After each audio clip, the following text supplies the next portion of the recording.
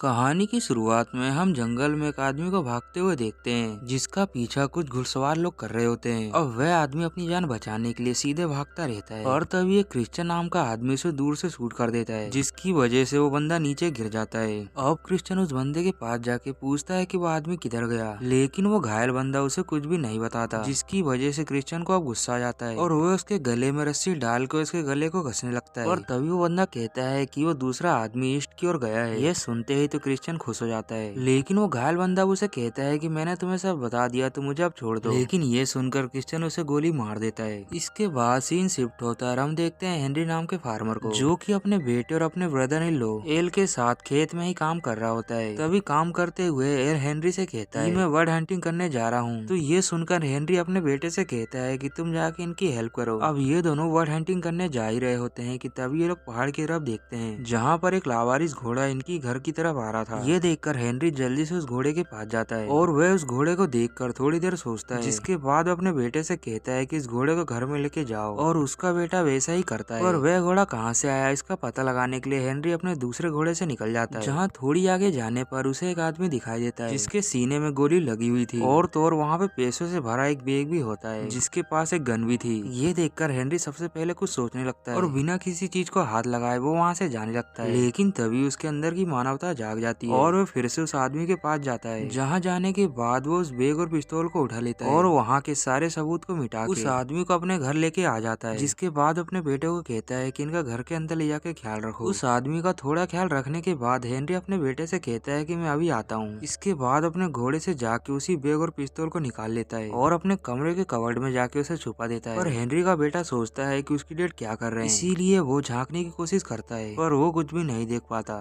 इसके बाद scene shift होता है और हम अगली सुबह का समय देखते हैं, जहाँ हेनरी उस घायल आदमी के हाथ को बांध देता है और फिर वह अपने बेटे से कहता है कि इस पे ध्यान रखना। वहीं दूसरी तरफ हम क्रिश्चियन को देखते हैं, जो अपने दो साथियों के साथ उसी आदमी की तलाश कर रहा था, जिसके बारे में मूवी के स्टार्ट में उस आदमी ने बताया था, लेकिन अभी तक उन्हें उसका कोई भी नामो निशान नहीं मिला था। जिसके बाद हम देखते हैं कि हेनरी भी घोड़े से जंगल की ओर चला जाता है, जहाँ थोड़ी आगे जाने के बाद उसे क्रिश्चियन के साथी दिखाई देते हैं। इसीलिए वो अपने घोड़े को थोड़ी दूर पे बांध के घास में छुपते हुए क्रिश्चियन के पास पहुंच जाता है, जहाँ जाकर वो उनकी बातों को सुनने लगता है। तो उसे पता चलता है कि जिस आदमी को हेनरी ने पनाह दी है उसी को क्रिश्चियन और उसके साथी ढूंढ रहे हैं। अब क्रिश्चियन के साथी को लगता है कि घास के अंदर कोई है, तो वो चेक करने के लिए जाता है, लेकिन इससे पहले कि वो हेनरी को देख पाता हेनरी वहाँ से निकल जाता है। इधर हेनरी का बेटा वेट उसके कमरे की सफाई कर रहा था कि तभी कवर्ड में से वही गन उसे दिखाई देती है, जिसे वे निकाल के गन प्रैक्टिस करने लगता है। और तभी उस बीच उस घायल आदमी को होश आ जाता है। ये देखकर वेट जैसे उसके पास जाता है वह वेट के ऊपर हमला कर देता है और तभी वहाँ पे सही वक्त पे आके हेनरी उसे बचा लेता है। जिसके बाद हेनरी उस आदमी को कुर्सी से बांध के उससे कहता है कि तुम्हारे आने की पूरी सच्चाई हमें बताओ, नहीं तो मैं तुम्हें जान से मार दूंगा। वह बंदा डर के मारे कहता है कि मेरा नाम करी है और मैं एक शेरिफ हूँ। इसी बीच वेट देखता है कि उसके घर की ओर 3 लोग आ रहे हैं। ये देखकर हेनरी समझ जाता है कि ये 3 लोग वही हैं। इसीलिए वो कवर्ड से जाके उसी गन को निकालता है, लेकिन वो देखता है कि उसमें गन पाउडर की खुशबू आ रही थी, जिससे वह समझ जाता है कि इसका इस्तेमाल अभी थोड़ी देर पहले किसी ने किया है। अब क्रिश्चियन और उसके साथी इसके घर पे आ जाते हैं, इसीलिए क्रिश्चियन गन लेके उनके सामने चला जाता है, जहाँ वो लोग हेनरी से पूछते हैं कि हम एक करी नाम के चोर को ढूंढ रहे हैं, तो क्या तुमने उसे देखा है? तो हेनरी कहता है कि हमने इस नाम के किसी भी बंदे को नहीं देखा। यह सुनकर क्रिश्चियन को उसके ऊपर शक होता है और वो उससे कहता है कि रात में घर के दरवाजे को बंद करके ही सोना। इसके बाद वो तीनों वहाँ से चले जाते हैं और जब हेनरी दोबारा घर के अंदर वापस आता है तो वह अपने बेटे से पूछता है कि इस गन को किसने यूज किया, जहाँ पहले तो वेट नहीं बताता, लेकिन हेनरी के बहुत ज्यादा फोर्स करने की वजह से वो कहता है कि हाँ मैंने इस गन को यूज किया, क्योंकि इस गांव में शूट करना सभी को आता है सिवाय मेरे, इसीलिए मैं सीखना चाहता था। यह सुनकर हेनरी उसे कहता है कि मैं जब सिखाऊं तभी तुम सीखोगे और उसके अलावा तुम कभी भी गन को हाथ नहीं लगाओगे। अब हेनरी करी नाम के बंदे के पास फिर से आ जाता है और वह उससे पूछता है कि तुम्हारा उन तीनों के साथ क्या रिश्ता है, जहाँ करी बताता है कि वो तीनों बहुत ही शातिर चोर हैं और इसी वजह से जब हम पुलिस वाले उन्हें पकड़ने के लिए गए तो उन लोगों ने हम लोगों पे हमला कर दिया, जिसमें मेरे सभी साथी मारे गए और मुझे भी भागते वक्त गोली लग गई थी, लेकिन मैं किसी तरह वहाँ से बच निकला। जिसके बाद करी कहता है कि वो लोग दोबारा यहाँ पे जरूर आएंगे। यह सुनकर हेनरी अपने रूम में चला जाता है। जिसके बाद हम क्रिश्चियन और उसके साथियों को देखते हैं, जो कि हेनरी की ही बात कर रहे थे और वो लोग शक के आधार पर अपने एक साथी को हेनरी के ऊपर नजर रखने के लिए भेज देते हैं। इसके बाद वो बंदा हेनरी के घर के ऊपर नजर रखने के लिए चला जाता है, जहाँ वो देखता है कि हेनरी का बेटा वेड बाहर काम कर रहा होता है कि तभी वहाँ पे हेनरी आके उसे घर के अंदर चलने के लिए कहता है। इसके बाद हम देखते हैं कि हेनरी जाके करी से बात करता है, जहाँ वो उससे पूछता है कि तुम कहाँ से हो और तुमने पुलिस बनने का सपना ही क्यों चुना।